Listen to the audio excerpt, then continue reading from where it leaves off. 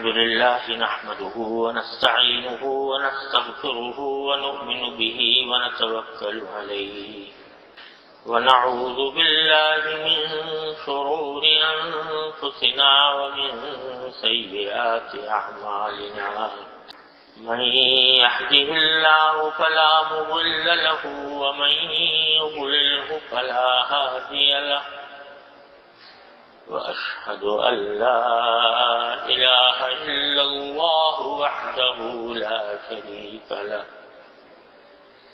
وأشهد أن سيدنا وسندنا ونبينا ومولانا محمدا عبده ورسوله صلى الله تعالى عليه وعلى آله وأصحابه وبارك وسلم تسليما كثيرا. أما بعد، عن ابن عباس رضي الله تعالى عنهما قال قال رسول الله صلى الله عليه وسلم: ثلاث من كن فيه آواه الله في كنفه وستر عليه برحمته وأدخله في محبته. قيل وما هن يا رسول الله؟ قال: من إذا أعطي شكر وإذا قدر غفر وإذا غضب فتح، أو كما قال صلی اللہ علیہ وسلم. یہ ایک حدیث ہے جو مختلف صحابہ کرام سے مروی ہے. سندیں اگرچہ تمام روایتوں کی کمزور ہیں، لیکن ان کا مجموعہ درست ہے اور متعدد صحابہ کرام سے اور متعدد سندوں سے مروی ہونے کی بنا پر یہ حدیث قابل اعتماد ہے. اس میں مذکور ہے کہ نبی کریم سرور عالم صلی اللہ علیہ وسلم نے ارشاد فرمایا کہ تین چیزیں ایسی ہیں کہ اگر وہ کسی شخص میں پائی جائیں گی، تین صفات ہیں جو اگر کسی شخص میں پائی جائیں، اس میں جمع ہو جائیں، تو فرمایا کہ اللہ تبارک و تعالی اس کو اپنی گود میں پناہ دیں گے، اپنی گود میں پناہ دیں گے، اپنے پہلو میں پناہ دیں گے، گود میں پناہ دیں گے، دونوں طرح ترجمہ کر سکتے ہیں. اور اس کے اوپر اپنی رحمت کا پردہ ڈال دیں گے. رحمت کا پردہ ڈالنے کا معنی یہ کہ اگر کوئی غلطی گناہ وغیرہ بھی اس سے سرزد ہو جائے نادانی میں، تو اللہ تبارک و تعالیٰ اس کے ساتھ ستاری کا معاملہ فرمائیں گے، اس کے عیوب پر پردہ ڈال دیں گے اپنی رحمت کا. وَأَدْخَلَهُ فِي مَحَبَّتِهِ، اور اس کو اپنے محبت میں داخل فرما لیں گے، یعنی ان لوگوں میں داخل فرما لیں گے جن سے اللہ تبارک و تعالی محبت فرماتے ہیں. اب اندازہ لگائیے کہ تینوں باتیں کتنی عظیم ہیں. اللہ تبارک و تعالی کا کسی کو اپنے پہلو میں لے لینا یا گود میں لے لینا، یہ کتنی عظیم بات ہے. اور پھر گود میں لے لینا ہی نہیں فرمایا بلکہ فرمایا گود میں ٹھکانہ دے دیں گے، یعنی ہمیشہ ہمیشہ وہ اللہ تبارک و تعالیٰ کی گود میں رہے گا. کوئی باپ اپنے بیٹے کو گود میں لیتا ہے تو کس محبت سے لیتا ہے، کس پیار سے لیتا ہے، اس کو کوئی آنچ نہیں آنے دیتا. تو اگر کسی کو اللہ تبارک و تعالیٰ اپنی گود میں لے لے تو اس کے معنی یہ کہ اس پر کوئی آنچ نہیں آنے دیں گے. اتنی بڑی بات ہے. اور رحمت کا پردہ ڈال دیں گے. رحمت کا پردہ، اللہ تبارک و تعالیٰ کی رحمت کا پردہ انسان کے اوپر ہوا ہو تو اول تو اس سے گناہ سرزد ہی نہیں ہوں گے، اور اگر کبھی نادانی سے غفلت سے کوئی ہو بھی گیا تو اللہ تبارک و تعالیٰ کی طرف سے پردہ پڑا ہوا ہے کہ اس کی انشاءاللہ معافی کی اللہ تعالیٰ سے امید ہے۔ اور پھر سب سے بڑی بات یہ کہ اس کو اپنی محبت میں داخل فرما لیں گے، یعنی اس کو اپنا محبوب بنا لیں گے۔ اتنی بڑی باتیں فرما دی سرکار دوارے۔ یہ باتیں کس کو حاصل ہوں گی؟ جس میں تین چیزیں پائی جائیں۔ فرمایا، صحابہ کرام نے پوچھا کہ یا رسول اللہ وہ تین باتیں کیا ہیں جس کے نتیجے میں اللہ تبارک و تعالیٰ کی اتنی بڑی رحمت، اتنی بڑی محبت، اتنا بڑا اعزاز، اتنا بڑا اکرام کسی بندے کو ہوتا ہے؟ تو فرمایا کہ وہ تین باتیں یہ ہیں کہ پہلی بات من اذا اعطی شکر، کہ جو شخص ایسا ہو کہ جب اللہ تبارک و تعالیٰ کی طرف سے اس کو کوئی نعمت دی جائے تو وہ شکر ادا کرے۔ جب بھی کوئی نعمت عطا ہو اللہ تبارک و تعالیٰ کی طرف سے تو وہ بندہ اس نعمت کا احساس کرے، اعتراف کرے اور اللہ جل جلالہ کی بارگاہ میں اس کا شکر ادا کرے کہ اللہ آپ کا شکر ہے کہ آپ نے یہ نعمت مجھے عطا فرمائی۔ من کو اعطی شکر وَإِذَا قَدَرَ غَفَرَ، اور جب کسی دوسرے شخص سے انتقام لینے پر اس کو قدرت مل جائے۔ ایک شخص ہے جس نے اس کو تکلیف پہنچائی تھی، صدمہ پہنچایا تھا۔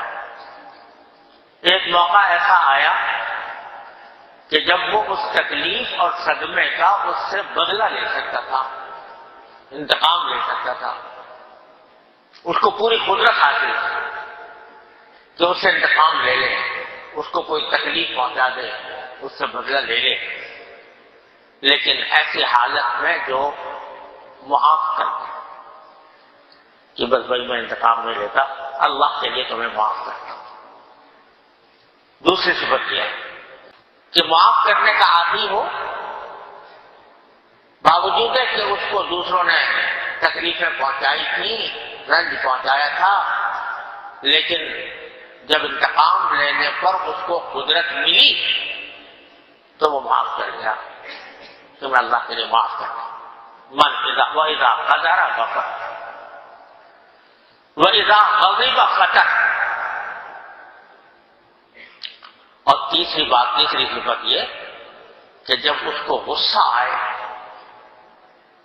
اشتعال پیدا ہو، جوش آ رہا ہو غصے کا، تو اس غصے کے اوپر عمل کرنے کے بجائے وہ اپنے آپ کو دھیما کر لے، یعنی اس غصے کے تقاضے پر عمل نہ کرے۔ دل تو چاہ رہا تھا غصے کے عالم میں کہ اس شخص کو برا بھلا کہوں، ڈانٹوں ڈپٹوں، یا مار پیٹ کروں، یا اس کا منہ نوچ لوں، لیکن اللہ تبارک و تعالیٰ کی رحمت کو یاد کر کے، اللہ تعالیٰ کے غصے کو یاد کر کے یہ دھیما پڑ گیا اور اس نے اپنے غصے کو پی لیا اور غصے کے تقاضے پر عمل نہیں کیا، کوئی بات ایسی نہ کہی جو نامناسب ہوتی، کوئی کام ایسا نہیں کیا جو نامناسب ہوتا، خاموش ہو گیا، دھیما پڑ گیا۔ فرمایا جس میں یہ تین باتیں پیدا ہو جائیں گی، اللہ تعالیٰ اس کو اپنی گود میں لے لیں گے، اللہ تبارک و تعالیٰ اس کو اپنے رحمت کا پردہ ڈال دیں گے، اللہ تبارک و تعالیٰ اس کو اپنے محبوب بنا لیں گے۔ یہ ہیں وہ تین باتیں جس کے لیے نبی کریم سرور دو عالم صلی اللہ علیہ وسلم نے اتنی بڑی فضیلت بیان فرمائی۔ اور اسی حدیث کی بعض روایتوں میں الفاظ یوں ہیں کہ من ابتلی فصبر واعطی فشکر وظلم فغفر وظلم فاستغفر، او کما قال صلی اللہ علیہ وسلم۔ اس میں چار باتیں فرمائی۔ یعنی ایک روایت میں 3 باتیں ہیں اور دوسری روایت میں 4 باتیں فرمائی کہ پہلی تو یہ کہ من ابتلی فصبر،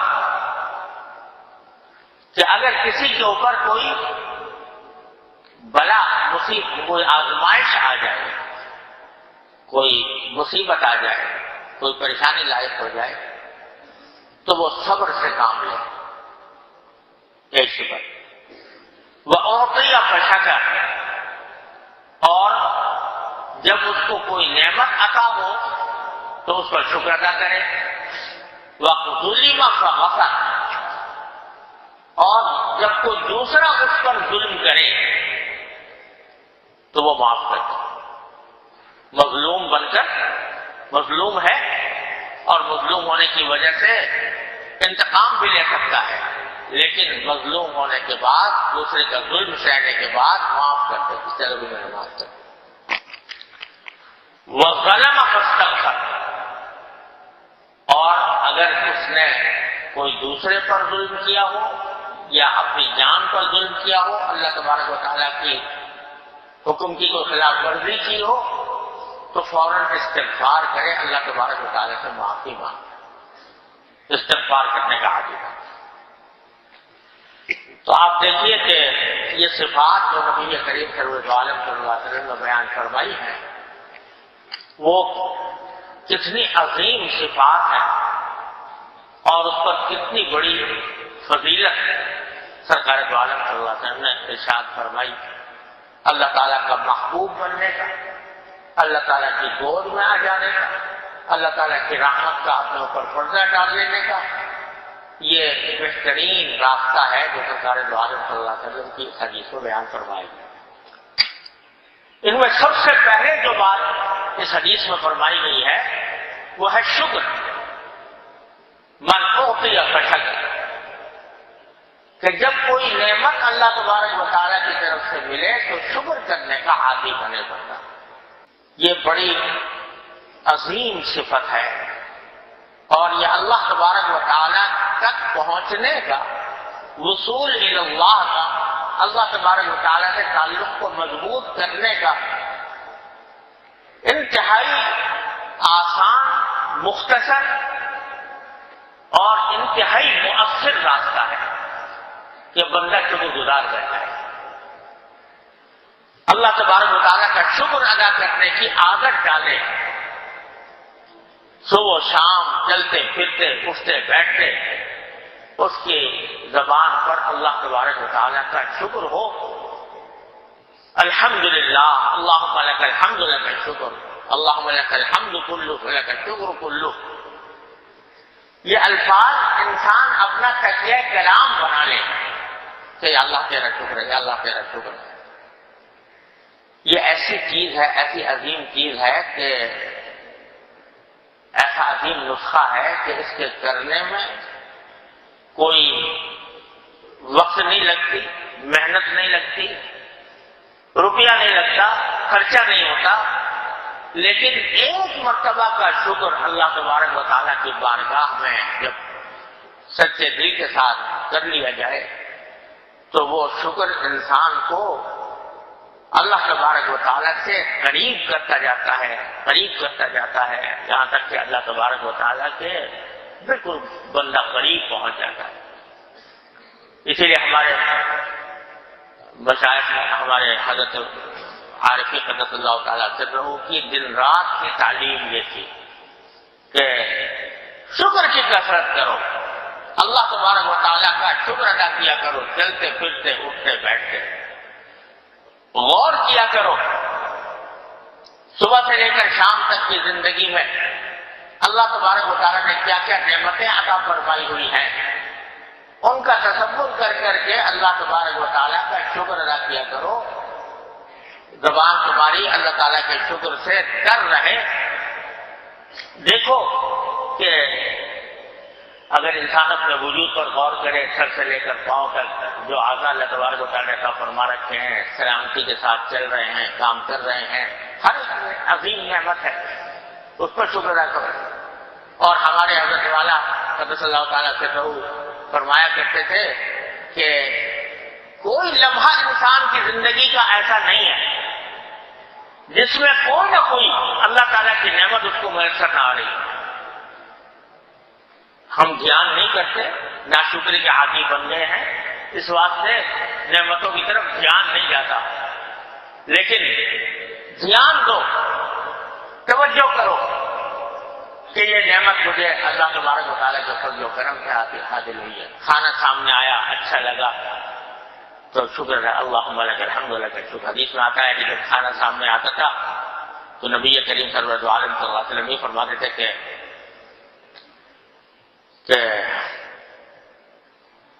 الحمدللہ الذی رزقنی من غیر حول منی ولا قوة.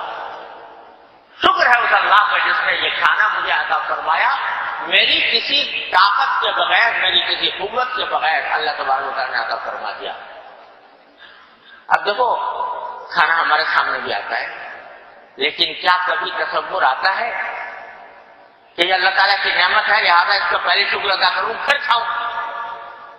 بعد میں تو بعض لوگوں کو اللہ تعالیٰ کے پھل سے توفیق ہو جاتی ہے، اللہم الحمدللہ الذی اطعمنا وسقانا وجعلنا مسلمین، یہ پڑھنے کی جن کو عادت ہے وہ پڑھ جاتی ہے. لیکن جب آیا سامنے، بھوک لگی ہوئی تھی اور اس حالت میں اللہ تبارک و تعالیٰ نے کھانا عطا فرما دیا، کبھی اس نعمت کا دھیان دیا؟ اس کے اوپر شکر کی توفیق ہوئی؟ نہیں ہوئی. تو اس کے معنی یہ کہ شکر کرنے کی عادت نہیں پڑی ہوئی. جب عادت پڑ جاتی ہے تو جو چیز سامنے آتی ہے، جو نعمت آتی ہے، اذا اعطي الشکر، جب بھی کوئی نعمت آتا ہو فوراً اللہ تبارک و تعالیٰ کی طرف دھیان جائے کہ اللہ اسے آتا ہے اپنے فضل و کرم سے جنہیں آپ نے عطا فرمائی، لہٰذا میں آپ کا شکر ادا کرتا ہوں.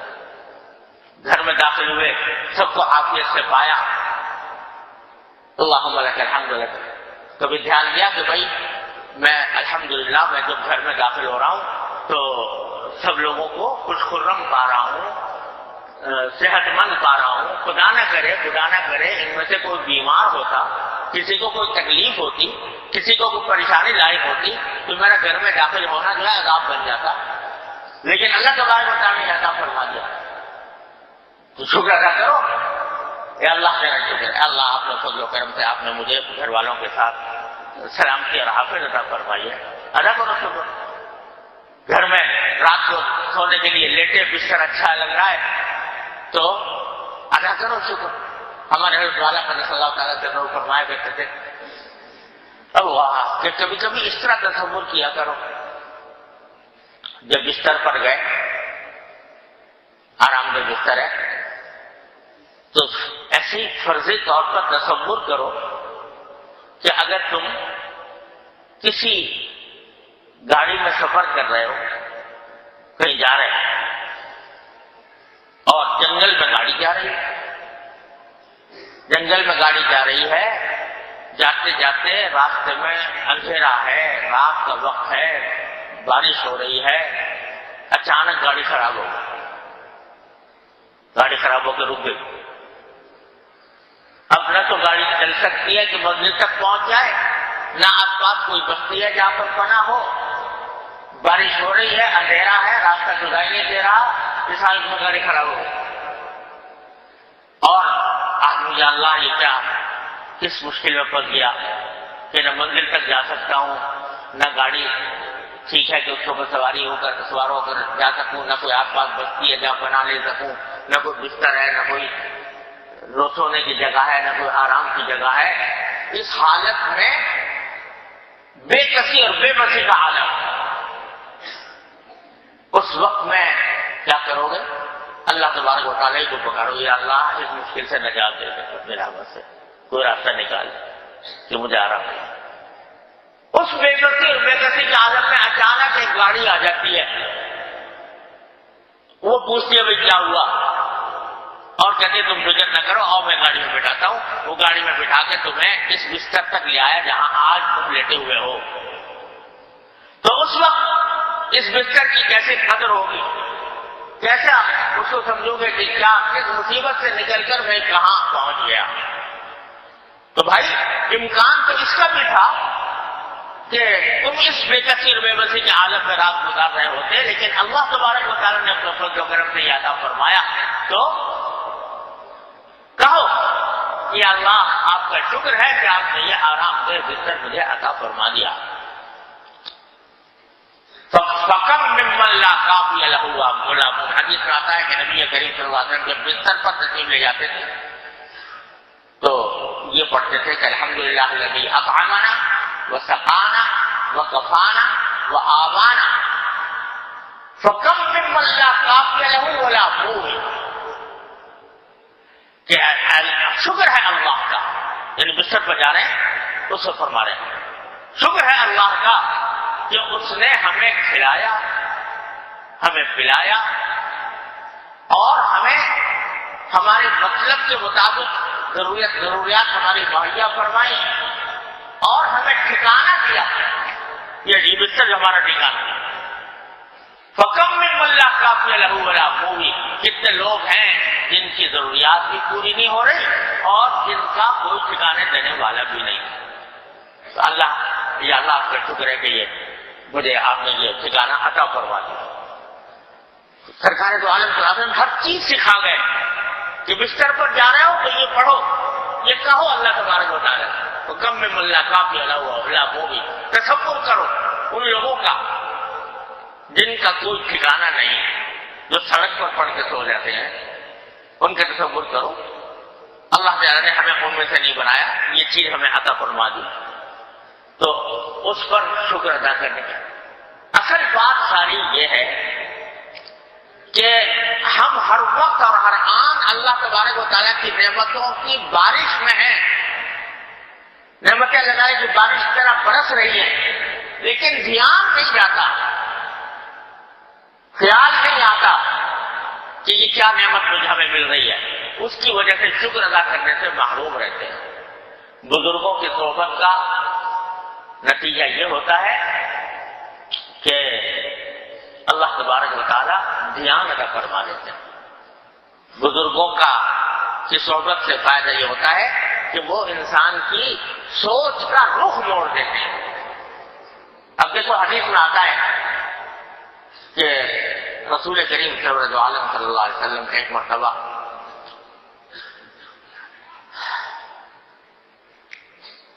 گھر سے نکلے اور گھر میں کچھ کھانے کو نہیں اور بھوک بھی تھی سرکار دو عالم صلی اللہ. تو آپ کا خیال ہوا کہ ایک بے تکلف انصاری صحابی ہیں، وہاں کہیں گزر قریب ان کا باغ تھا. آپ اس باغ میں انصاری صحابی کے پاس باغ کے اندر تشریف لے گئے. اب صحابی کا حضور اقدس صلی اللہ علیہ وسلم کا دیدار کیا. اچانک آپ باغ میں تشریف لے آئے، وہ تو خوشی سے دیوانے ہو گئے. سرکار دو عالم صلی اللہ علیہ وسلم میرے باغ میں تشریف لائے. گرمی کا موسم تھا تو ان صحابی نے اپنے باغ کے ایک درخت کے نیچے سرکار دو عالم صلی اللہ علیہ وسلم کے بیٹھنے کا انتظام کیا. ٹھنڈا پانی سرکار دو عالم صلی اللہ علیہ وسلم کو بہت مرغوب تھا، ٹھنڈا پانی لا کر دیا اور اپنے باغ سے کھجوریں توڑ کر وہ سرکار دو عالم صلی اللہ علیہ وسلم کی خدمت میں پیش کی. آپ کی مہمانی کے طور میزبانی کے طور پر. تو سرکار دو عالم صلی اللہ علیہ وسلم نے وہ پانی پیا، کھجوریں تناول فرمائی، پانی پیا اور سائے میں تھوڑی دیر بیٹھے. بس جب یہ کوئی یہ نہیں کہ وہ لمبا چوڑا دسترخوان بچھا، کوئی بہت شاندار قسم کی دعوت ہوئی، کوئی بہت اعلیٰ درجے کے کھانے بنائے گئے اور سنے گئے اور سرکار دو عالم صلی اللہ علیہ وسلم کی خدمت پیش کیے گئے. جو وقت میں حاضر تھا تو وہ کھجوریں لا کے رکھ دی گئی، پانی دے دیا گیا اور سائے میں چھوڑ دیا. حضور اپنے سر جب یہ کر چکے تو آپ نے فوراً ان صحابی سے ارشاد فرمایا کہ دیکھو یہ سایہ اس گرمی کے اندر کتنی بڑی نعمت ہے اللہ تبارک و تعالیٰ. یہ پانی اس پیاس کے عالم میں کتنی بڑی نعمت ہے اللہ تبارک و تعالیٰ. اور یہ کھانا، یہ جو کھجوریں تمہیں لا کر دی یہ کتنی بڑی نعمت ہے اللہ تعالیٰ کی. قرآن کریم میں فرمایا وَلَتُسْأَلُنَّ يَوْمَئِذٍ عَنِ النَّعِيمِ. قرآن کریم میں جو فرمایا ہے کہ اس دن قیامت کے دن تم سے پوچھا جائے گا، سوال کیا جائے گا ان نعمتوں کے بارے میں کہ ہم نے جو تمہیں نعمتیں دی تھی ان کا تم نے کیا حق ادا کیا۔ تو سرکار جو عالم نے فرمایا کہ یہ جو سایہ ہے اور یہ پانی اور یہ کھجوریں، یہ بھی اس نعمت میں داخل ہے جس کے بارے میں آخرت میں ہم سے سوال ہوگا۔ تو بھول نہ جانا اس بات کو کہ یہ اللہ تعالیٰ کی نعمت ہے، اس کے بارے میں بھی سوال ہوگا کہ اس کا کیا حق ادا کیا۔ اب اندازہ کیجیے کہ بھوک ہے، گرمی ہے اور کھانے کو کوئی باقاعدہ پورا کھانا نہیں ہے، تھوڑی سی کھجوریں سامنے آئی ہے تو اس وقت بھی آپ نے رخ موڑ دیا صحابی کا کہ یہ نہ سمجھنا کہ یہ کوئی ایسی معمولی سی چیز ہے جس کو نظر انداز کر کے گزر جائیں، جس پر اللہ تعالیٰ کا شکر ادا نہ کریں۔ یہ بھی ایسی چیز ہے کہ اس کے اوپر شکر ادا کرنا ضروری ہے، اور قیامت کے دن سوال ہوگا کہ ہم نے تمہیں نعمت دی تھی، تم نے کیا حق ادا کیا۔ اللہ تبارک و تعالیٰ قرآن کریم میں شکایت فرماتے ہیں بندوں کی، شکایت فرمائی اعملوا آل داؤد شکرا وقلیل من عبادی الشکور، کہ اے داؤد کے گھر والوں شکر ادا کیا کرو، شکر کا عمل کرو، شکر کا عمل کرو۔ تو یہ نہیں فرمایا کہ شکر کرو، بلکہ فرمایا شکر کا عمل کرو، یعنی شکر کو اپنی زندگی کا وظیفہ بناؤ۔ کیوں؟ وقلیل من عبادی الشکور، میرے بندوں میں شکر کرنے والے بہت کم ہیں، میرے بندوں میں شکر کرنے والے بہت کم ہیں۔ اللہ تعالیٰ شکایت فرما رہے ہیں بندوں کی، تو اس لیے فرما رہے ہیں کہ ایک نعمتوں میں تو نہال کر رکھا ہے اللہ تبارک و تعالیٰ نے، ہر آن ہر لمحے نعمتیں ہی نعمتیں انسان کے اوپر مبذول ہیں، لیکن دھیان نہیں کرتا بندہ، بولتا یہ تو میرا حق تھا۔ ہاں، ذرہ برابر کوئی تکلیف پہنچ جائے، ذرہ برابر کوئی نعمت چھن جائے تو واویلا کرنے کو تیار ہے کہ ہائے یہ ہو گیا، ہائے یہ ہو گیا، ہائے یہ ہو گیا، لیکن جو نعمتیں اللہ تبارک و تعالیٰ نے عطا فرمائی ہوئی ہیں ان کا شکر ادا کرنے کی طرف دل متوجہ نہیں ہوتا۔ تو بزرگوں کی صحبت کے نتیجے میں یہ ہوتا ہے کہ وہ رخ پھیر دیتے ہیں۔ ذرا کر کے دیکھنے کی چیز ہے کہ ہر لمحے کوئی نہ کوئی نعمت اللہ کی عطا ہو رہی ہے، اس پر شکر ادا کرنے کی رٹ لگائے آدمی، ہمارے لوگ فرما دیتے ہیں کہ ہر وقت رٹ لگائے رکھتے ہیں اللہ تعالیٰ کے، تو پھر دیکھو کتنا اللہ تعالیٰ کا قرب بڑھتا ہے، کتنا اللہ تبارک و تعالیٰ کے ساتھ تعلق مضبوط ہوتا ہے۔ یہ ایسی چیز ہے جو شیطان کو بھی دور رکھتی ہے، شیطان کے حملوں سے محفوظ رکھتی ہے۔ جو شکر گزار بندہ ہوگا، اللہ تعالیٰ کا شکر کرنے والا ہوگا، تو شیطان اس کے اوپر حملہ نہیں کر سکتا۔ اس واسطے تکبر اس میں نہیں آئے گا، کبھی شکر کرنے والے بندے تکبر نہیں آئے گا۔ اس لیے کہ شکر کے تو معنی یہ ہوتے ہیں کہ بھائی میں اس بات کا مستحق تو نہیں تھا، لیکن اللہ تبارک و تعالیٰ نے اپنے فضل و کرم سے مجھے عطا فرمایا۔ تو جب پہلے قدم پر یہ اعتراف کرنا ہے کہ میں مستحق نہیں تھا، تو تکبر کی جو جڑ کاٹتی ہے۔ اس لیے حضرت محمد صلی اللہ تعالیٰ علیہ وسلم نے فرمایا کہ شیطان کو جب اللہ تبارک و تعالیٰ جنت سے نکال رہے تھے تو اس نے بڑے زور شور سے کہا تھا کہ ان آدم کے وجہ سے مجھے جنت سے نکالا گیا، تو میں بھی پھر قسم کھا کے کہتا ہے کہ میں بھی ان کے آگے سے آؤں گا، پیچھے سے آؤں گا، دائیں سے آؤں گا، بائیں سے آؤں گا، یعنی ہر طرف سے ان کے اوپر حملہ کروں گا۔ پھر کیا کہتا ہے؟ وَلَا تَجِدُ أَكْثَرَهُمْ شَاكِرِينَ، کہ میرے حملوں کا نتیجہ یہ ہوگا کہ ان میں سے اکثر لوگوں کو آپ شکر گزار نہیں پائیں گے، شکر گزار نہیں پائیں گے اور ناشکری میں مبتلا پائیں گے۔ اس سے معلوم ہوا کہ شیطان کا سب سے بڑا حملہ یہ ہوتا ہے کہ انسان کو ناشکری میں مبتلا کر دے، ناشکری میں مبتلا کر دے اور شکر سے دور کر دے۔ اور شیطان کے شر سے محفوظ رہنے کا مؤثر ذریعہ یہ ہے کہ آدمی شکر گزار بن جائے، ہر حالت میں اللہ تبارک و تعالیٰ کا شکر ادا کرنے کی عادت ہے۔ اور پھر دیکھو شکر جو ہے وہ اللہ تعالیٰ نے اتنا آسان کیا ہے کہ زبان سے کہنے کی بھی، زبان سے کہہ تو اچھا ہے، لیکن اگر زبان سے بھی نہیں کہہ پا رہا کسی وجہ سے، دل ہی دل میں کہہ لے اللہ تیرا شکر، یا اللہ تیرا شکر ہے، دل دل میں کہہ لے۔ بلکہ ایک حدیث میں رسول کریم صلی اللہ علیہ وسلم نے فرمایا کہ اگر دل میں آدمی یہی سوچ لے، بس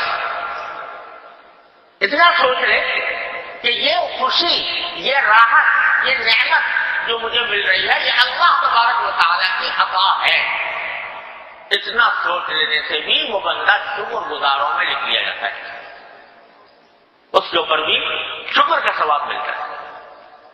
تو اتنا اللہ تعالیٰ نے اس کو آسان بھی کرتی ہے، اور لمبی چوڑی عبادتیں ہیں، ان کے اندر کچھ وقت لگتا ہے، محنت لگتی ہے، بعد میں پیسے خرچ ہوتے ہیں، لیکن یہ ایسی عبادت ہے کہ نہ وقت نہ محنت، یہاں تک کہ زبان سے بھی، زبان کی حرکت بھی ضروری نہیں، دل ہی دل میں اللہ تعالیٰ کا شکر ادا کر لے، دل ہی دل میں اللہ تعالیٰ کی نعمتوں کا استحضار کر لے، اور یہ سوچ لے کہ جو یہ نعمت ملی ہے مجھے اللہ تعالیٰ کی عطا ہے، تو بھی شکر کا شعبہ وہ بھی ادا ہو جاتا ہے۔ حدیث میں باقاعدہ اس کی تصریح فرمائی ہے۔ تو اس واسطے بھائی اس کی عادت ڈالنے کی ضرورت ہے۔ اللہ تبارک و تعالیٰ مجھے آپ کو سب کو اس کی توفیق عطا فرمائے۔ بس رٹ لگاتے رہو، اور یہ بات پہلے بھی بار بار عرض کرتا رہا ہوں، آئندہ بھی انشاءاللہ کہتا رہوں گا، تاکہ اللہ تعالیٰ ہمیں توفیق دے دے۔ جو بات بار بار سنی کہی جاتی ہے، ہمارے رضی والا صلی اللہ تعالیٰ وسلم تقریباً ہر مجلس میں اس پر زور دیا کرتے ہیں، اور اس کا نتیجہ یہ کہ جتنی مرتبہ کہی جائے گی، جتنی مرتبہ کہی جائے گی، تو پھر کسی نہ کسی وقت اللہ تعالیٰ عمل پر بھی آمادہ فرما دیں گے۔ تو اس واسطے یہ اس کا تکرار ہی کرنے کی ضرورت ہے۔ اور دو نسخے حدیث میں ایسے بیان فرمائے گئے ہیں، اللہ کہ اگر اللہ تعالیٰ اسی پر عمل کی توفیق دے دے تو بہت امید ہے انشاءاللہ تعالیٰ کہ اللہ تعالیٰ شکر گزار بندوں میں داخل فرما لے۔ وہ ایک حدیث یہ ہے کہ صبح کے وقت جب نماز فجر پڑھی مثلا، تو صبح کے وقت آدمی ایک کلمہ یہ کہے اللہ تبارک و تعالیٰ کی بارگاہ میں کہ اللہم ما اصبح بی من نعمت او بأحد من خلق منک او بأحد من خلق فمنک وحدک لا شریک لک فلک الحمد ولک الشکر، اللہم ما اصبح بی من نعمت منک او من احد من خلقک فمنک وحدک لا شریک لک فلک الحمد ولک الشکر۔ یہ ایک دعا ہے جو سرکار دو عالم صلی اللہ علیہ وسلم تلقین فرمائی۔ اچھا تو یہی ہے کہ انہیں الفاظ میں یاد کر لی جائے، دعاؤں کی کتاب میں بھی لکھی ہوئی ہے، لیکن اگر جب تک وہ یاد نہ ہو تو اس کا اردو میں ترجمہ یہ ہے اس کا کہ یا اللہ آج کے دن میں مجھے جتنی نعمتیں حاصل ہوں گی، صبح وہ کہہ رہا ہے کہ آج کے دن میں مجھے جتنی بھی نعمتیں حاصل ہوں گی، چاہے آپ سے براہ راست ملی ہو یا آپ کی کسی مخلوق کے ذریعے مجھے حاصل ہوئی، کیونکہ بہت سی نعمتیں جو ہیں جو اللہ تعالیٰ براہ راست دیتے ہیں، جیسے صحت ہے، تندرستی ہے، آنکھوں کی بینائی ہے، کانوں کی سماعت ہے، یہ تو اللہ تعالیٰ کی براہ راست عطا ہے۔ اور بعض ایسے ہیں جن کو دینے کے لیے اللہ تعالیٰ کسی کو واسطہ بنا دیتے ہیں۔ کسی نے مثلا کوئی پیسے دے دیے، تنخواہ مل گئی تو کسی مخلوق کے ذریعے ملی ہے، تو اللہ جتنی بھی نعمتیں آج سارے دن میں مجھے حاصل ہوں گی، چاہے وہ آپ نے براہ راست مجھے عطا فرمائی ہو یا اپنی مخلوق میں سے کسی مخلوق کے ذریعے مجھے دی ہو، وہ فمن کا وحدہ لا شریک لک، تو وہ طرح آپ ہی کی طرف سے ہے۔ میں اس بات کا اعتراف کرتا ہوں، اس بات کا اعلان اور اقرار کرتا ہوں کہ جو نعمت بھی ملے گی کسی بھی قسم کی، براہ راست آپ سے ملے یا کسی واسطے سے ملے، ہر حالت میں وہ صرف آپ کی عطا ہے۔ فَمِنْكَ وَحْدَكَ لَا شَرِيكَ لَكَ، آپ کا کوئی شریک نہیں ہے اس نعمت کے دینے میں اور کسی بھی چیز میں، کسی بھی صفت میں، لیکن اس نعمت کے دینے میں کوئی شریک نہیں۔ نہ ہم اگر باپ مجھے کوئی چیز دے رہا ہے میں اولاد ہونے کی حیثیت سے، وہ بھی در حقیقت آپ ہی کی عطا ہے کہ آپ نے اس کے دل میں محبت ڈال دی جس کی وجہ سے دے رہا ہے۔ اگر کوئی میرا دوست مجھے کوئی فائدہ پہنچا رہا ہے تو وہ بھی در حقیقت آپ ہی کی عطا ہے کہ آپ نے اس کو اس کام پر لگا دیا۔ فَمِنْكَ وَحْدَكَ لَا شَرِيكَ لَكَ، جو بھی ملے گی وہ آپ ہی کی طرف سے ہوگی، آپ کا کوئی شریک نہیں۔ فَلَكَ الْحَمْدُ وَلَكَ الشُّكْرُ، تو اللہ آپ ہی کی تعریف ہے، آپ ہی کا شکر۔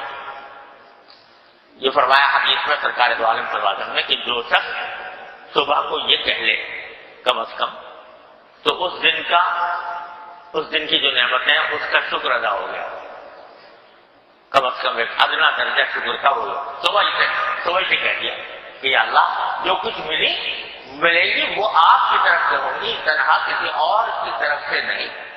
اور اللہم ما اصبح بی من نعمت منک او من احد من خلقک فمنک وحدک لا شریک لک فلک الحمد ولک الشکر، یہ کہہ لو۔ اور میں نے عرض کیا کہ جب تک الفاظ نہ ہو تو یاد نہ ہو تو اردو میں کہہ لو یا اللہ آج سے جو بھی نعمتیں ملیں گی میں اس بات کا اقرار کرتا ہوں کہ وہ آپ ہی کی طرف سے ہیں، لہٰذا آپ ہی کا شکر ہے، آپ ہی کا، میں اس پر سب پر شکر ادا کرتا ہوں۔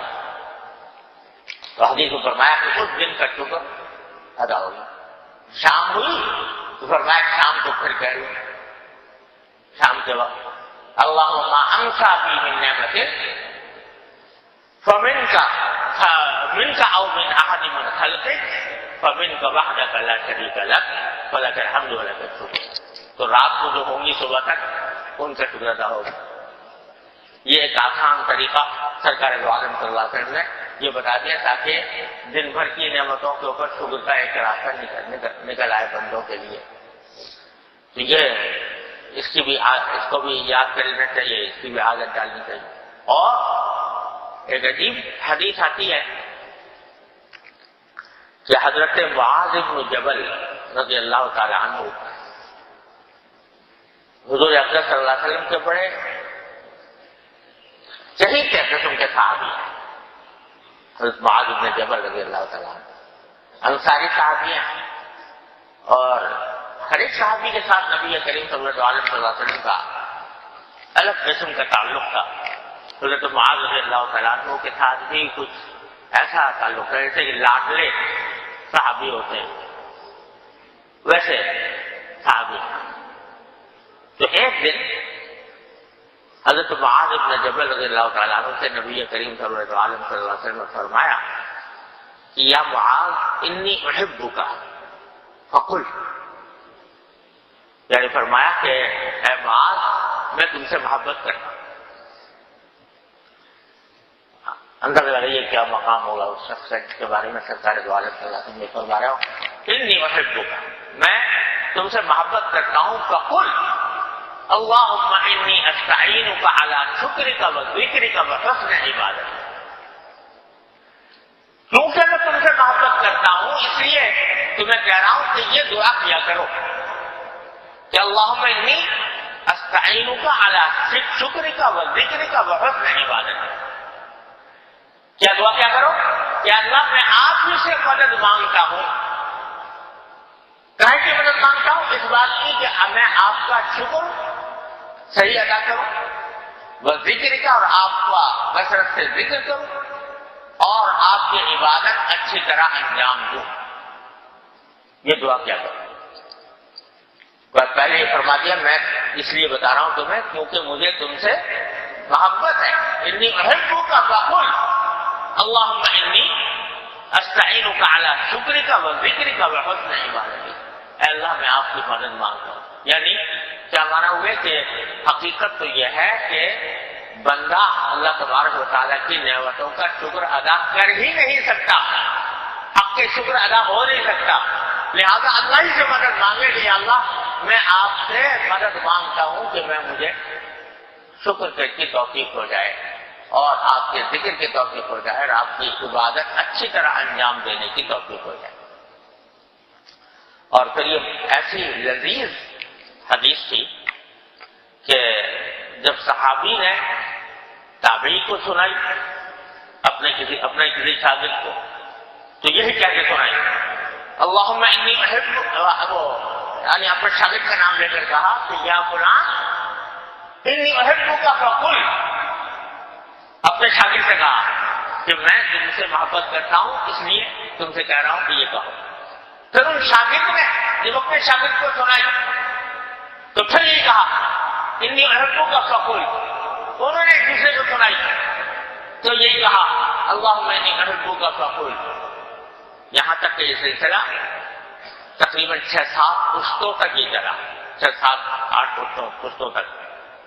ایک مشہور محدث ہیں امام ابن ابی الدنیا رحمۃ اللہ علیہ، تو ان تک یہ اسی طرح تسلسل کے ساتھ حدیث چلی ہے. یعنی ہر استاد جب اپنے شاگرد کو سناتا تو یہ کہتا اللہم کہ یا فلان انی احبک فقل. اسی لیے اس کو کہتے ہیں کہ یہ حدیث المسلسل بالمحبہ کہلاتی ہے. یہ محبت کے ساتھ تسلسل ہے اس کا کہ ہر استاد اپنے شاگرد کو سناتے وقت یہ کہتا تھا کہ میں تم سے محبت کرتا ہوں لہذا یہ کہو. اس تسلسل کے ساتھ یہ حدیث امام ابن ابی دنیا رحمۃ اللہ علیہ تک پہنچی ہے. اب چونکہ اس کے بعد ابن ابی دنیا نے کتاب لکھ کے چھاپ دی تو پھر وہ تسلسل شاید ختم ہو گیا، اس واسطے واقع نہیں رہا. لیکن امت نے اس کی اس طرح حفاظت کی اس جملے. آپ ذرا غور کرو کہ ویسے تو شکر ادا کرنے میں کون سی کسی کی مدد کی ضرورت ہے؟ الحمدللہ کہ اللہم لک الحمد لک شکر تو کون سا اس میں محنت لگتی ہے، کسی کی مدد کی ضرورت ہوتی ہے. لیکن سرکار دو عالم صلی اللہ علیہ وسلم نے دعا تلقین فرمائی کہ اللہ تعالیٰ سے مانگو کہ یا اللہ مجھے اپنے ذکر اور شکر کی توفیق عطا فرما. کیونکہ معلوم ہے کہ اگرچہ ہے تو آسان کام شکر ادا کرنا، کوئی مشکل نہیں ہے، زبان سے بھی کر سکتا ہے، دل سے بھی کر سکتا ہے. لیکن بندہ غافل اتنا ہے کہ ذرا سا کام میں لگے گا، جن دنیا کے کام میں لگے گا بھول جائے گا. نعمتیں استعمال کر رہا ہے، اللہ تعالیٰ کی انعامات میں زندگی گزار رہا ہے، زندگی بسر کر رہا ہے، لیکن غفلت کی حالت میں گزار رہا ہے، غفلت میں مبتلا ہے، بھول جائے گا. اس واسطے اللہ ہی سے مانگنا چاہیے توفیق کہ یا اللہ میں آپ سے مدد مانگتا ہوں، توفیق مانگتا ہوں کہ مجھے صحیح طریقے سے شکر ادا کرنے کا موقع مل جائے. اللہ. اور ایک پیغمبر غالباً حضرت موسیٰ علیہ السلام کے بارے میں منقول ہے. حضرت موسیٰ علیہ السلام نے ایک دن اللہ تبارک و تعالیٰ سے عرض کی کہ اللہ آپ نے ہمیں اپنا شکر ادا کرنے کی حکم بھی دیا ہے اور ہمیں شکر ادا کرنا بھی چاہیے آپ کا، لیکن شکر کیسے ادا کر سکتے ہیں ہم آپ کی نعمتوں کا؟ کیوں؟ اس لیے حضرت موسیٰ علیہ السلام فرماتے ہیں اس لیے کہ جب ہم شکر ادا کریں گے تو یہ شکر بھی تو آپ ہی کے توفیق سے ہوگا. شکر بھی تو آپ ہی کے توفیق سے ہوگا.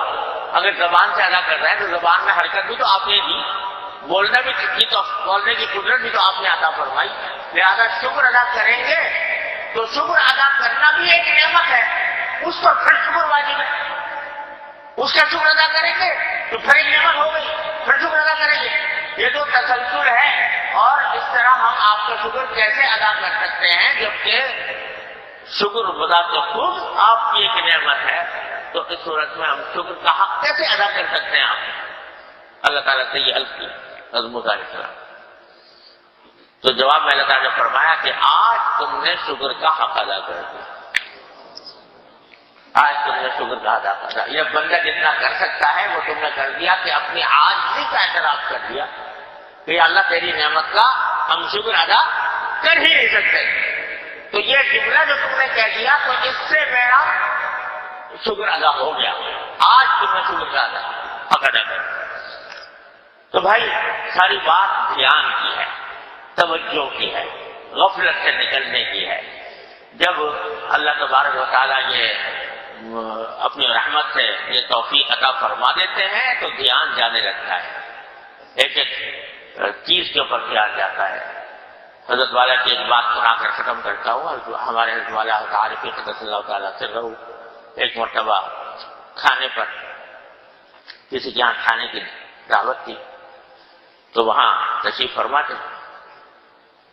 حضرت نے فرمایا کہ دیکھو ذرا تصور کرو اس وقت اللہ تبارک و تعالیٰ کی کیا کیا نعمتیں ہمیں میسر ہیں۔ پہلی بات تو یہ کہ کھانا لذیذ ہے، یہ اللہ تعالیٰ کی کتنی بڑی نعمت ہے۔ کھانا ہونا ایک نعمت اور کھانے کا لذیذ ہونا یہ دوسری نعمت ہے۔ تو ایک نعمت کھانا ہے، کھانا نہ ہوتا، فقر و فاقے کا عالم ہوتا تو کیا گزرتی اللہ تعالیٰ نے کھانا۔ اگر فاقہ ہو تو اس میں کیسا بھی کھانا مل جائے، مزیدار ہو یا نہ ہو، وہی ایک نعمت معلوم ہوتی۔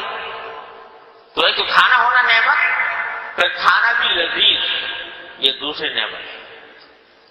پھر فرمایا کہ اگر کھانا بھی ہوتا، لذیذ بھی ہوتا، لیکن کوئی بھوک نہ ہوتی، دل نہیں چاہ رہا کھانا کھانا، پیٹ خراب ہے، تو کھانا ہے مگر کھانے کی رغبت ہی ختم ہو گئی یا پرہیز ہے جس کی وجہ سے کھا نہیں سکتے۔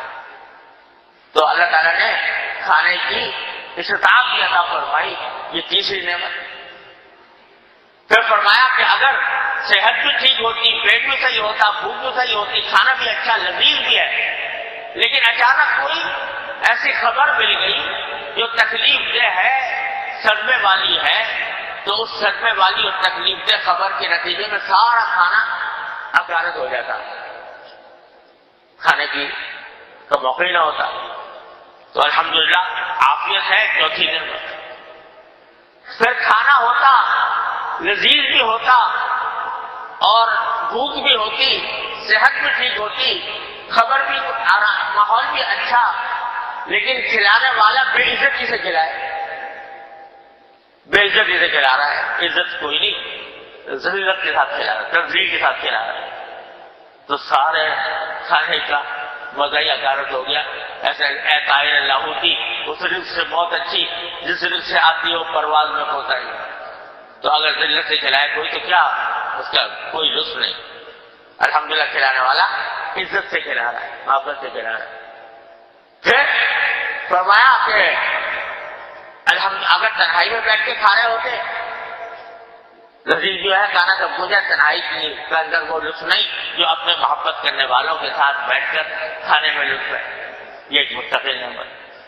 تو ایک ہی کھانے میں اگر غور کرو تو کتنی نعمتیں اللہ تبارک و تعالیٰ کی اکٹھی ہیں، اور اس کے نتیجے میں ہر نعمت پر شکر والی۔ اور چونکہ حضرت نے یہ بات فرما دی کہ یہ نعمتیں اتنی ساری ہیں، تو جیسا حدیث میں آتا ہے کہ اگر کوئی بندہ اللہ تعالیٰ کی نعمتوں کا صرف ذکر کر دے، یہ بھی اللہ کا فضل ہے، یہ بھی اللہ کا فضل ہے، یہ بھی اللہ کا شکر ہے، وہ بھی شکر گزاروں میں لکھا جاتا ہے، وہ بھی شکر کے حق کے درجے میں لکھا جاتا ہے۔ کہ بزرگوں کا، میں نے جو عرض کیا تھا کہ بزرگوں کی صحبت سے یہ ہوتا ہے کہ آدمی کی سوچ کا رخ مڑ جاتا ہے، سوچ کا رخ وہ اس طرف کر دیتے ہیں، تو اس سے غفلتوں کے پردے ہٹتے ہیں اور پھر اللہ تبارک و تعالیٰ کے ساتھ تعلق مضبوط ہو جاتا ہے۔ اللہ تبارک و تعالیٰ اپنے فضل و کرم سے، اپنی رحمت سے ہم سب کو اس کی توفیق عطا فرمائے، اپنے شکر گزار بندوں میں شامل فرما لے۔ اللہم صلی علی سیدنا مولانا محمد وعلی آل محمد کما صلیت علی ابراہیم وعلی آل ابراہیم انک حمید